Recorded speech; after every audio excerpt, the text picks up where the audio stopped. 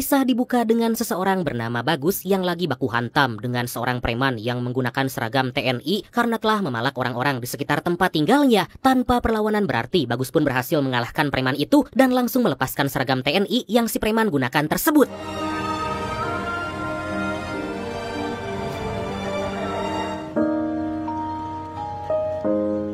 Kemudian Bagus pulang ke rumah dan langsung dihampiri sang ibu yang langsung menanyakan seragam TNI yang dia temukan dalam rumah. Adik Bagus mengadu pada sang ibu kalau Bagus telah berkelahi dengan preman, dan mendengar hal itu tentu sang ibu langsung memarahi Bagus karena telah nekat baku hantam dengan seorang preman. Bagus menjelaskan kalau preman itu telah membuat masalah karena memalak warga sekitar dan menggunakan seragam TNI untuk menakuti warga. Sontak sang ibu berkata kalau Bagus gak suka dengan orang yang sok-sokan dengan seragam TNI, maka Bagus harus menjadi tentara sungguhan. Seketika Bagus pun memikirkan perkataan sang ibu dan dari situ berniat menjadi seorang anggota TNI.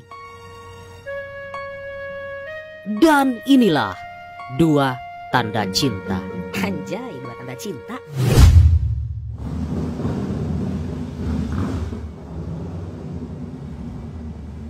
Di sisi lain kita diperlihatkan dengan seorang pemuda tampan, ya mirip-mirip sayalah dikit tapi, bernama Mahesa pergi ke sebuah klub untuk menjemput pacarnya. Tapi di sana terlihat sang pacar lagi bermesraan dengan orang lain. Dengan sangat emosi, Mahesa segera mengajaknya pergi dan menghajar lelaki yang berduaan dengan pacarnya tersebut.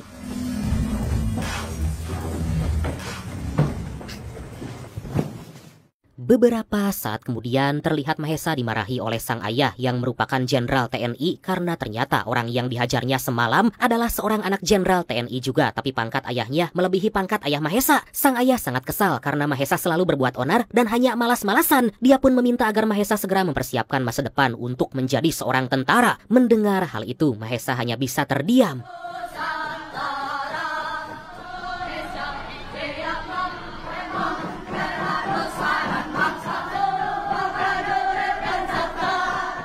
Singkat cerita, akhirnya Bagus dan Mahesa berhasil masuk menjadi taruna di akademi militer dan ternyata mereka ditempatkan dalam satu peleton yang sama. Ya elah, kayak gampang bener ya masuk akmil. Terlihat kalau mereka bersama para taruna yang lain dikumpulkan untuk diberi arahan oleh seorang pelatih bernama Kapten Jujur. Tiba-tiba Kapten Jujur menghampiri Mahesa karena gak fokus mendengarkan hingga akhirnya dia pun dihukum melakukan push up. Mau gak mau Mahesa menjalankan hukuman itu. Kemudian Kapten Jujur memerintahkan Bagus agar menghitung jumlah push up Mahesa. 4, 5, 6. Pada malam hari, Bagus berkenalan dengan taruna lain bernama Hans dan Haposan. Haposan bercerita kalau dia gak suka pada Mahesa karena terlihat sangat sombong. Kemudian mereka pun saling bercerita asal daerah masing-masing. Tapi tiba-tiba Belum seminggu udah gila dia. pagi hari menjadi kegiatan rutin bagi para taruna untuk menjalani pendidikan dasar dan latihan fisik. Mereka pun berkumpul melaksanakan apel dan melakukan kegiatan selanjutnya. Kapten Jujur yang sadar kalau Mahesa belum bergabung bersama peletonnya segera memerintahkan agar para siswa mencari Mahesa karena kalau belum lengkap apel gak akan dimulai. Jamblang! Mereka pun segera mencari Mahesa dan gak lama akhirnya mereka menemukan Mahesa yang ternyata lagi tidur di ruang ganti. Bagus langsung membangunkan Mahesa, tapi Mahesa gak peduli pada Bagus dan memilih untuk melanjutkan tidur. Tapi karena gak mau dihukum, para siswa di sana membangunkan Mahesa dengan cara paksa. Akhirnya peleton telah lengkap, tapi karena ulah Mahesa, Kapten Jujur menghukum mereka semua agar melakukan push up. Haposan dan para taruna yang lain semakin gak suka dengan sikap Mahesa yang seenaknya karena malah membuat satu peleton terkena hukuman semua. Siap lagi.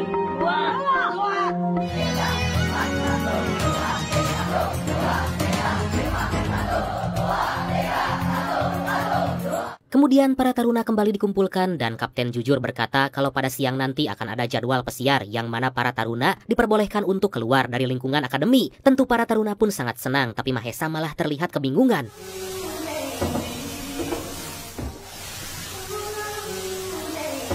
Gak lama mereka pun bersiap untuk pesiar dan Mahesa mendengar kalau salah satu taruna bernama Mulyanto tempat tinggalnya gak jauh dari kawasan akademi militer. Mahesa pun bertanya apakah rumah Mulyanto dekat dengan bandara karena dia akan kabur dari pendidikan. Sontak Mulyanto kaget, kemudian Mahesa langsung memberikan jam tangan mewahnya agar Mulyanto mau membantunya.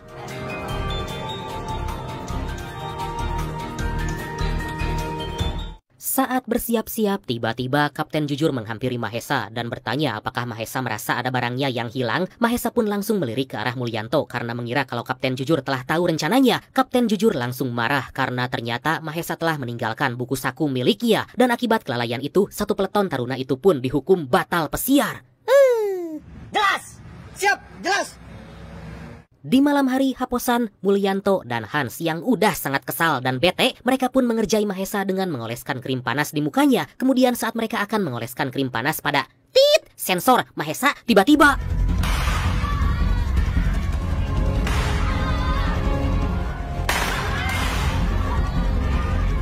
terdengar suara tembakan yang mana itu merupakan pertanda untuk segera melakukan apel malam. Mendengar hal itu, para taruna pun bergegas untuk mengambil seragam dan langsung berkumpul. Terlihat kalau ada beberapa taruna yang udah siap dengan seragamnya dan masih ada yang menggunakan pakaian tidur. Kemudian Bagus sebagai Danton atau komandan peleton melapor kalau Mahesa masih belum bergabung. Kapten Jujur langsung memerintahkan mereka agar mencari Mahesa dan memarahi para taruna karena kalau hal itu terjadi di medan pertempuran, maka semua pasukan akan habis disikat musuh. Mahesa yang sejak tadi melihat kalau para taruna telah berkumpul, dia pun panik karena dicari. Dia pun mencoba kabur dengan memanjat benteng, tapi karena gak terbiasa, Mahesa pun terjatuh hingga akhirnya si tangkurak Mahesa kembali dimarahi karena lagi dan lagi bersikap gak disiplin dan merugikan peletonnya.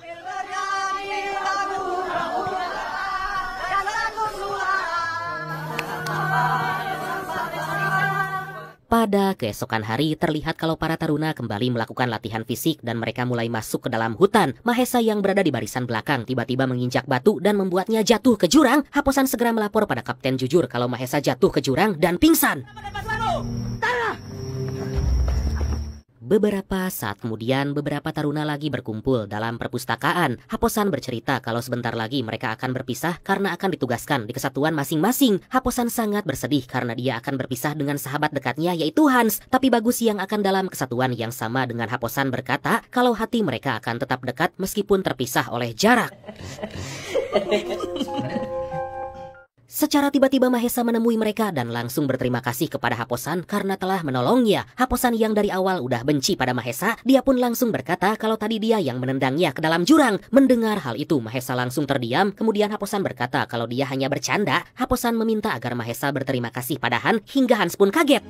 Hans, terima kasih ya.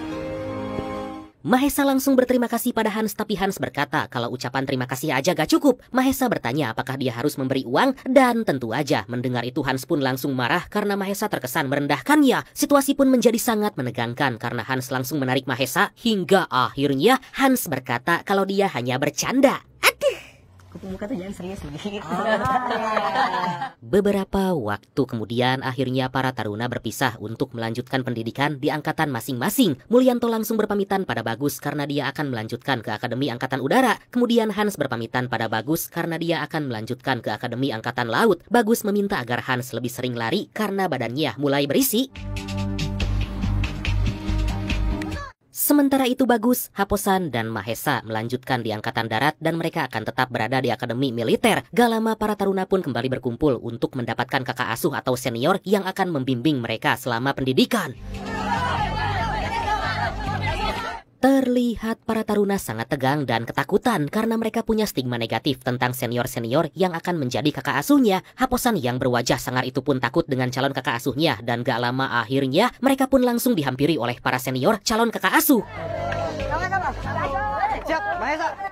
Bagus dihampiri oleh senior calon kakak asuhnya bernama Bramantio dan langsung menanyakan fungsi helm tempur yang Bagus pakai. Bagus menjawab kalau helm yang dia pakai untuk melindungi kepala agar gak terkena tembakan atau gak terluka. Mendengar penjelasan itu, Bramantio mengingatkan agar Bagus selalu menjaga helm miliknya.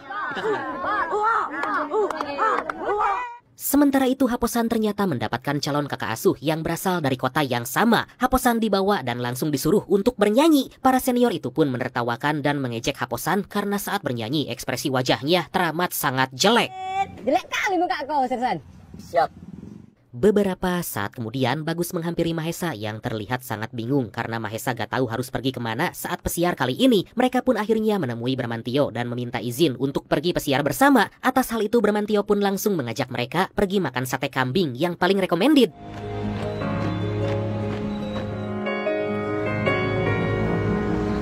Gak lama mereka pun tiba di rumah makan yang ternyata milik pamannya Bramantio. Setelah makan, Bramantio mengajak Bagus dan Mahesa pergi ke rumah pamannya yang gak jauh dari rumah makan itu. Setibanya di sana, Bagus dan Mahesa terdiam dan penasaran karena mendengar suara perempuan dari dalam rumah yang ternyata itu merupakan sepupu Bramantio bernama Laras. Yuk sini, kenalin.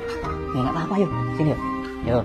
Mahesa yang terpesona dengan kecantikan Neneng Laras, dia pun malah bengong dan meminta izin untuk pergi ke toilet. Setelah itu Laras langsung ngobrol dengan Bagus dan karena wajah Laras yang terlihat sangat dewasa, Bagus mengira kalau Laras udah kuliah hingga Laras pun menjawab kalau dia baru aja lulus SMA. Silakan dicicipin, Mas.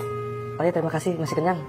Pada malam hari, Mahesa yang sangat terpesona pada kecantikan Laras pun bercerita pada Bagus kalau dia jatuh cinta pada pandangan pertama.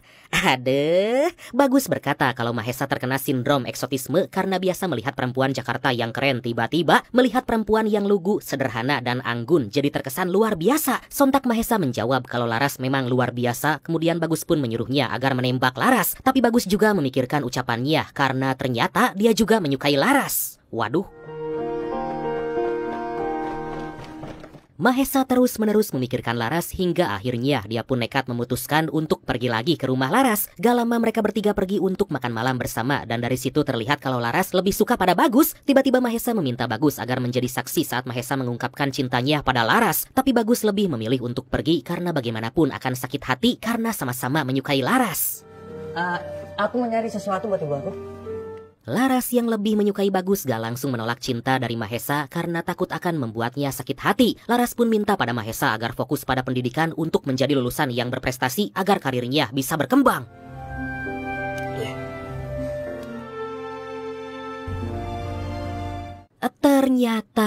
Ternyata cinta memberikan efek yang sangat luar biasa, Brad. Mahesa yang tadinya malas-malasan pun berubah menjadi rajin agar bisa menjadi lulusan terbaik dan mendapatkan cinta Laras. Hingga akhirnya Mahesa yang sejak awal hanya dipaksa orang tuanya, dia pun menjadi lulusan terbaik bersama sahabatnya Bagus di akademi militer. Wah, adi makayasa ini mah.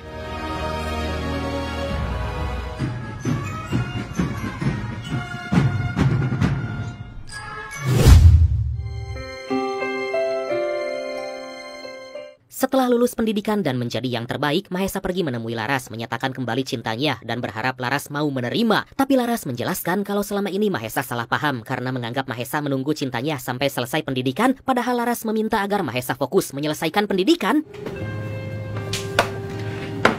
Mahesa terus mendesak Laras agar memberikan kepastian karena gak akan lama lagi dia akan mendapat penugasan. Laras berkata kalau dia ingin fokus dulu untuk menyelesaikan kuliah. Wah, mencela-mencela ini Laras. Sontak Mahesa pun memberitahu kalau dia gak meminta untuk menikah secepatnya hingga Laras meminta waktu untuk berpikir dan akan memberikan keputusan pada esok hari. Besok siang aku kesini lagi.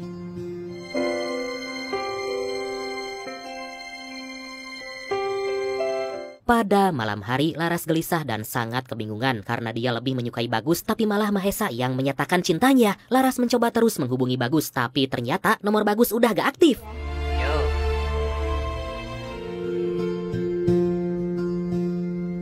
Sementara itu Bagus udah tiba di rumah dan sang ibu menangis terharu karena anaknya berhasil menjadi perwira TNI AD dan lulus dengan nilai terbaik. Kemudian adik Bagus meminjam HP milik Bagus dan menanyakan foto perempuan cantik dalam HP-nya. Jangan bawa dong. Pacar Bagus nih. Bagus menjelaskan kalau itu adalah teman dekat yang dia cintai, tapi sahabatnya udah menyatakan cinta duluan walaupun belum tahu apakah mereka udah pacaran atau belum. Mendengar hal itu, sang ibu memberitahu agar Bagus mencoba menghubungi dan bertemu dengan perempuan tersebut. Sorry, Bu.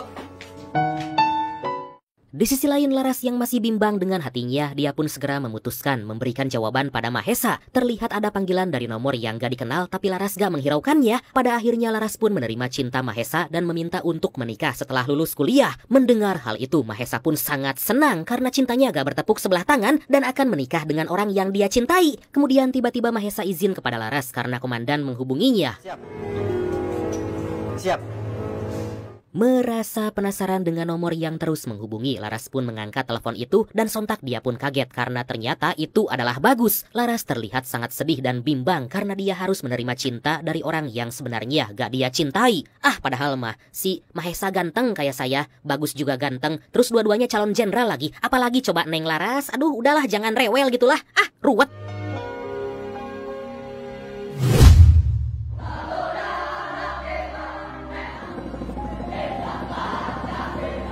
3 tahun kemudian, Mahesa yang tergabung dalam Satuan Tugas Halilintar akan melakukan operasi penyelamatan sandera, yaitu Profesor Jawari, seorang peneliti LIPI yang disandra oleh kelompok separatis pimpinan John Reno di daerah Flores. Pada operasi tersebut, tim akan dibagi menjadi 2 tim, yaitu tim darat yang bertugas untuk menyerang dan tim udara yang akan memberikan bantuan. Mahesa yang masih memikirkan jawaban dari Laras terlihat gak fokus saat mendapatkan perintah, hingga Mahesa pun dimarahi oleh komandannya karena jangan sampai ragu atau ada beban pikiran saat melaksanakan operasi tersebut. Ragu-ragu kembali sekarang juga.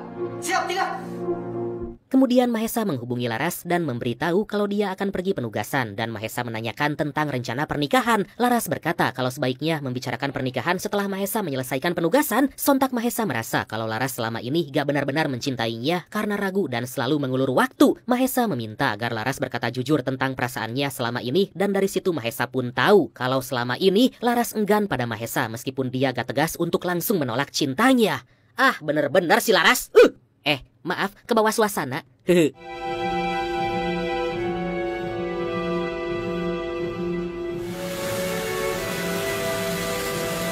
Beberapa saat kemudian terlihat tim Halilintar sebentar lagi akan segera terjun ke medan pertempuran. Mahesa yang masih memikirkan perkataan Laras terlihat sangat kesal dan sedih karena selama ini ternyata Laras lebih mencintai Bagus. Gak lama tim Halilintar pun mendarat dan Mahesa yang menjadi komandan pun langsung mengarahkan tim agar segera mengikuti perintahnya. Mereka pun langsung bergegas masuk ke dalam hutan dan tiba-tiba mereka langsung menodongkan senjata kepada 2 orang petani yang mereka curigai sebagai bagian dari kelompok separatis. Apa yang ada di dadamu? Tim Halilintar langsung menanyai apakah petani itu NKRI atau bukan, dan ternyata Mahesa sangat kaget karena Bagus ternyata selama ini menjadi intel dan ikut dalam operasi tersebut. Mahesa pun langsung menyuruh tim agar memberikan respek kepada Bagus. Bagus menjelaskan letak keberadaan musuh dan rute aman yang harus dilalui. Di sana terlihat kalau Mahesa masih kesal karena Laras lebih mencintai Bagus dibanding dirinya. Tapi Mahesa melepaskan masalah pribadi dan menempatkan tugas negara sebagai yang utama.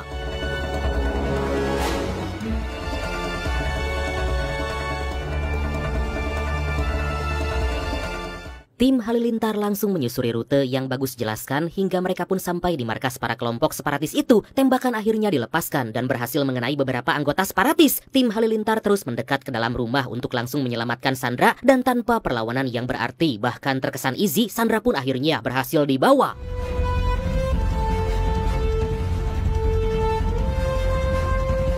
Saat mereka akan pergi, tiba-tiba kelompok separatis mulai berdatangan hingga akhirnya aksi baku tembak pun gak bisa dihindarkan. Mereka terus bergerak menuju tempat penjemputan dan langsung menghubungi tim bantuan agar segera mengevakuasi.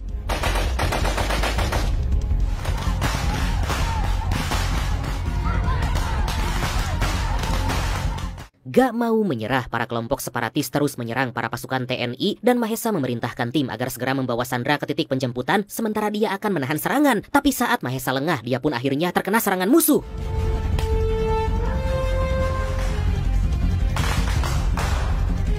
Gak mau meninggalkan Mahesa sendirian, Bagus mengajak seorang anggota tim untuk menjemput Mahesa. Sementara itu Mahesa yang sendirian terus menembaki para kelompok separatis hingga akhirnya dia pun terkena tembakan lagi. Bagus segera menyelamatkan Mahesa, tapi karena terluka sangat parah dan kehilangan banyak darah, Mahesa harus gugur dalam pertempuran. Aduh.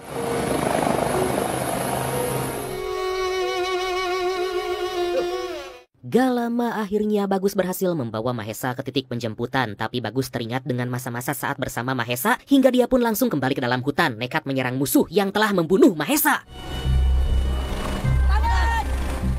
Bagus terus menyusuri jejak musuh hingga dia pun berhasil menemukan John Reno. Dengan keahlian yang dimiliki dan dendam yang sangat membara, Bagus pun berhasil menghabisi John Reno.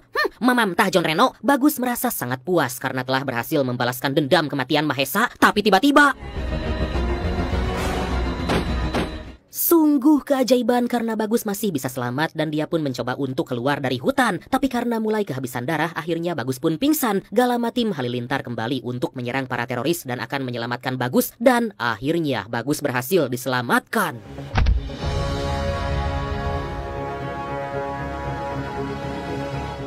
Bagus mengalami koma yang membuatnya hanya bisa terbaring di rumah sakit. Setelah beberapa hari Bagus sadar dan dia melihat bayangan Mahesa yang berkata agar Bagus jangan menyerah. Setelah dinyatakan sembuh, Bagus mendatangi makam Mahesa dan mengucapkan selamat tinggal.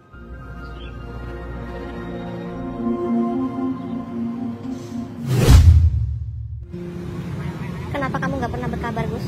Beberapa waktu kemudian akhirnya Bagus menemui Laras untuk menyatakan cinta dan Bagus langsung ditanyai Laras karena gak pernah menghubunginya. Bagus pun menjelaskan kalau Laras udah melakukan yang seharusnya dengan memberikan petunjuk kalau udah punya ikatan dengan Mahesa. Mendengar itu Laras menjelaskan kalau selama ini Bagus salah menilainya karena dia dan Mahesa hanya berteman. Ah gila sih si Laras ini mah, kalau kata gua mah si Bagus udah gak usah nemuin si Laras karena kan dia cewek macam apa gitu. Ah bener-bener gak punya perasaan, aduh kesel banget. Mendengar itu Bagus langsung menyatakan cintanya kepada Laras dan mengatakan kalau selama ini dia menyukai Laras, tapi karena menghormati Mahesa, Bagus lebih memilih untuk gak menyatakan perasaannya. 1 tahun kemudian akhirnya mereka pun resmi menjadi pasangan suami istri dan tinggal bahagia di rumah dinas. Kini Mahesa telah tenang di alam sana walaupun mungkin masih kecewa pada Laras karena cintanya bertepuk sebelah tangan. Dan akhirnya film ini pun